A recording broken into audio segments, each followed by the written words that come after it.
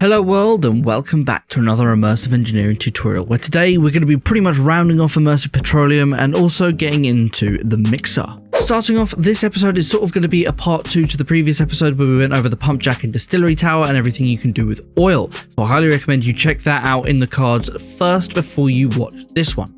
But if you're here to stay, then we are first going to cover this here, the Sulphur Recovery Unit. The Sulphur Recovery Unit is made using steel scaffolding, redstone engineering blocks, heavy engineering blocks, light engineering blocks, and iron sheet metal. Its entire purpose is probably, as you guessed, desulfurizing sulpherized diesel, which you get from the distillery tower. Sulphur Recovery Unit is built as shown, and it can be activated by right-clicking the center heavy engineering block. Looking at the Sulphur Recovery Unit, we have a couple of different imports and exports. On the top here, we have got our input of water. This is the only thing that can go inside of there, and on the side we have our sulpherized diesel. Those are going to be our two inputs. Then you will get some outputs. You'll get yourself some regular diesel out of the top here. It is marked by orange on the underside of this tank, and then on the front you will also have a chest or a little blank area here, and this is where sulfur is going to go. As well as that, we also have our red little button here as usual, where we can use redstone power to turn this machine off or on. So let's power this up, and then we'll hear that there is no sound for this machine, and also if you right click on it, there is no GUI. So there's no real way of telling that this is working, but we can see that if we look at this tank here, the tank is filling up slowly with diesel, and inside our chest we are slowly gaining sulfur. Now, diesel can be used the exact same way as sulphurized diesel, so of course this can go in a diesel generator or in your mining drill, or can be used in a chemical thrower or turrets to actually spray and light people on fire. But now, how about sulfur dust? What can you do with that? Well, there's actually only one thing you can do with sulfur dust, and that is making gunpowder. This is using 1 charcoal, 1 sulfur dust, and 4 nitrate dust. Now, nitrate dust is something we haven't covered before, but just to show you off quickly, you get this, and you can only get this by crushing sandstone in a crusher to give you sand, and then there's a 50% chance of getting this nitrate dust. Nitrate dust has one other purpose besides making gunpowder, but that is going to be later on when we go into the mixers, which let's move on to now. The mixer itself is not part of Immersive Petroleum, but Immersive Engineering, and it is crafted using steel scaffolding, light engineering blocks, redstone engineering blocks, steel fences, iron sheet metal, and fluid pipes. The mixer is built like so and can be activated by right-clicking on the center iron sheet metal at the front. Looking at the mixer, we have a couple of different things. On the back, we have our input. This is going to be an input of items, not fluids. And then on the side here, we have got our input of fluids. Then at the front, we have our export of our fluid creation mix. No physical items can come out of the mixer. As well as that, we have our toggleable redstone switch on the front here, and then power is on top. So let's power this machine up here now. Now, what we are making specifically inside of this mixer is an extension of gasoline from the previous tutorial. So we covered a couple of things that gasoline can be done and used for. However, the gasoline can be processed further into napalm. If we right click on the mixer, we will see a GUI. On the left, we have got all our different items that can be imported. We can have up to 6 different items placed into here. And in our center reservoir, we have got the fluid we are piping in. In our case, we are pumping in gasoline. On the side, we have our power, and on the bottom here, we have a little toggle switch here saying output only bottom fluid. And if we select it again, we have output all fluids. We are going to keep this on output only bottom fluid.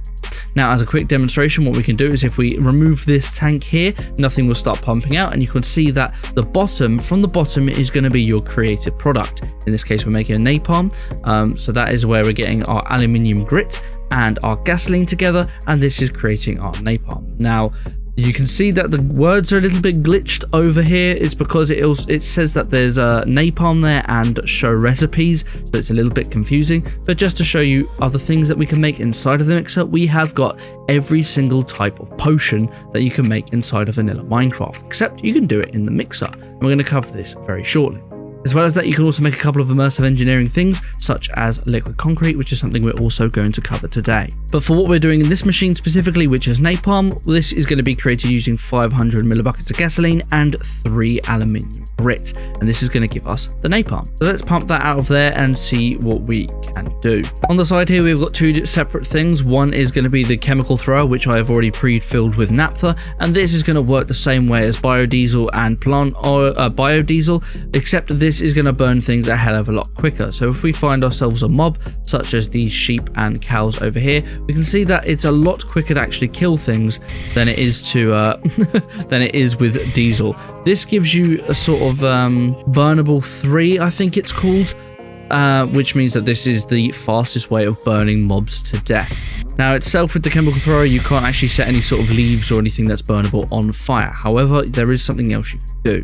If we take a bucket and then get ourselves a bucket of naphtha, what we can do is just place it on the ground. Now when you're actually inside the naphtha, it's not going to give you any burnable effects or anything, which is a little bit strange, but what this does is this can be lit and everything will go up very, very quickly. It's one of the only fluids in the game that will set everything on fire, whatever it is touching, so this is probably a good way to do a bit of a deforestation over there maybe.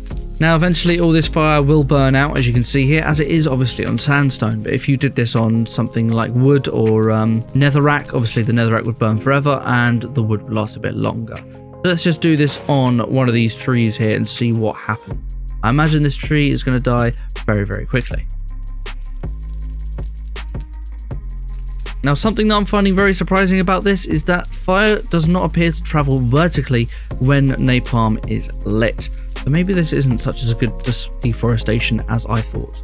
One last thing is that napalm can obviously put into the chemical turret as well.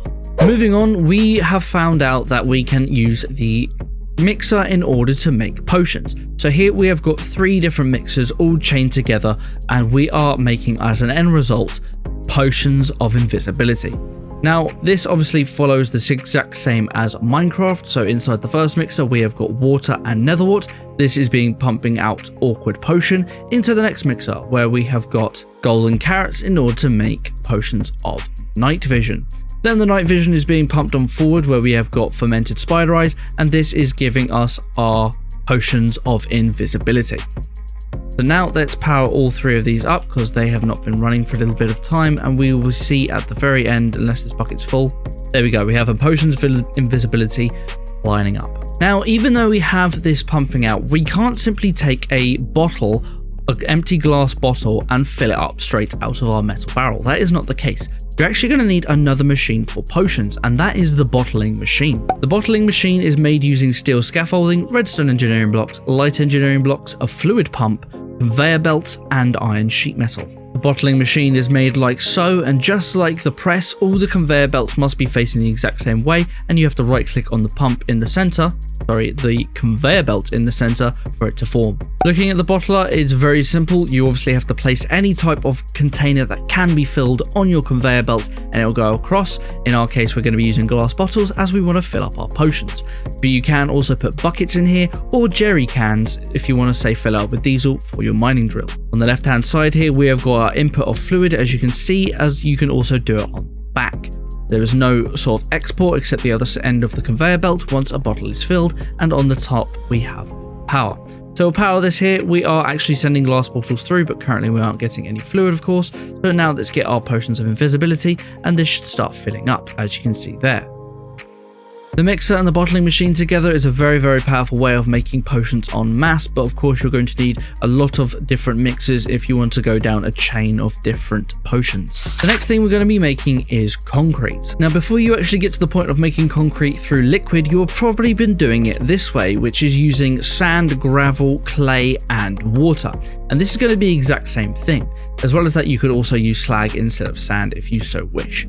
The recipe, as I say, is the exact same inside the mixer. So we've got water pumping in the bottom, and then we have a box of clay, a box of gravel, and a box of slag, all being pumped into the same ports, and we have that on the side here. Now I've left this running for a little bit, so all the liquid concrete has just gathered up in the center here. So at the bottom here, we can see, if I get myself a bucket, we have got a full metal barrel of liquid concrete. Now with an empty bucket, what we can do is simply right click on the liquid concrete and we can actually place it in the world. If we place it in the world, it will spread out as normal and we have to wait a little bit of time for it to dry. It doesn't take too long, but as you can see, it's actually going to dry in different shapes. We will get from this concrete sheets, concrete panels, concrete slabs, and regular blocks of concrete. Over here I've put them together just so you see all the different tiers you can get. Now in survival mode you can use a pickaxe to actually pick up every single individual piece of this concrete. So instead of just getting your X amount of concrete from actually doing the craft, you know how you get 8 of these concrete, you could do this technique and then spread it across and you get all these different types of decorative blocks. Now the unfortunate thing is that you cannot actually merge all of these different blocks together except for the slabs. If you take 2 slabs together, you can actually make 1 concrete. Same cannot be said for panels, they do not work, as well as sheets. Another thing you can do with concrete is you can actually put it into a chemical thrower, and when you actually fire this around, what it's going to do is actually create quick dry concrete. This is a block that cannot actually be collected as far as I'm aware. It just breaks immediately. But maybe you want some decorative build where you've got some of these rocks along the coastline or something. Now the last thing the mixer can create is some herbicide. Herbicide is going to use the nitrate dust that we discovered about earlier and some copper grit, as you can see here.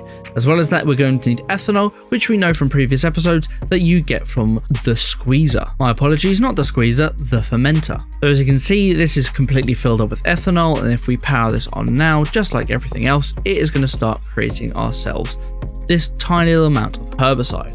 We have got herbicide being pumped out into a barrel here, which I believe you can actually create buckets of once you're in survival mode, of course. Herbicide can also be put inside the chemical thrower.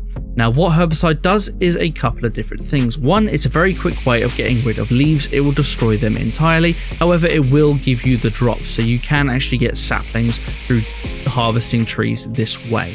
As well as that, as you may see on the ground, this is also going to take away all the grass that you have on dirt blocks. Doing with a bucket will not give the same effects. Spraying herbicide in your crops will harvest them, but it will also destroy the farmland. Let's now step away from the mixer, and as well as that, every single type of output that is liquid from the distillery tower. The last thing we now need to cover is the byproduct of bitumen. Bitumen can only be used for 2 things. One is for shaped crafting, and that is by making asphalt concrete, slightly darker version of concrete, and it's made in a very similar way, but with regular concrete, except instead of using clay, you use bitumen. This is obviously going to require the 4 other bits of slag, 2 gravel, and a water bucket. You'll get 12 of these per craft, and it increases your walking speed by 20%. If you so wanted to, you could also use sand instead of slag in order to do this craft, but you will only get 8 concrete instead. Besides that, bitumen can be used in our final multi-block structure from Immersive Petroleum, and that is the coker. Coker is our largest structure when it comes to Immersive Engineering in its entirety, and is 23 blocks tall. It is going to require ourselves some concrete, steel scaffolding, heavy engineering block, steel sheet metal, light engineering block, redstone engineering block, concrete tile, steel fence, iron sheet metal, steel scaffolding slab, fluid pipe, and steel structural arm.